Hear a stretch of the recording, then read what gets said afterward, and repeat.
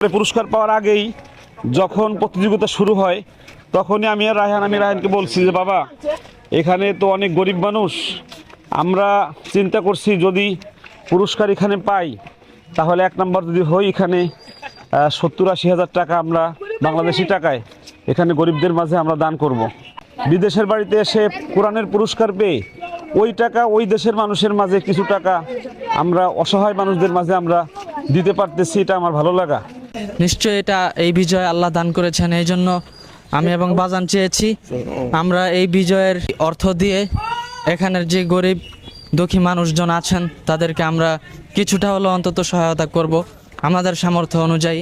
বলে রাখি, এখানের মানুষের কোনো 95% মুসলিম, এদের কোনো হা হতাশ নেই, বাড়ি করতে হবে গাড়ি করতে হবে এরকম কোনো হা হতাশ নেই। এই টাকাটা আমরা এখন আমি আর রায়হান এখানে যারা গরিব মানুষ তাদেরকে আমরা দিয়ে যাব। আল্লাহ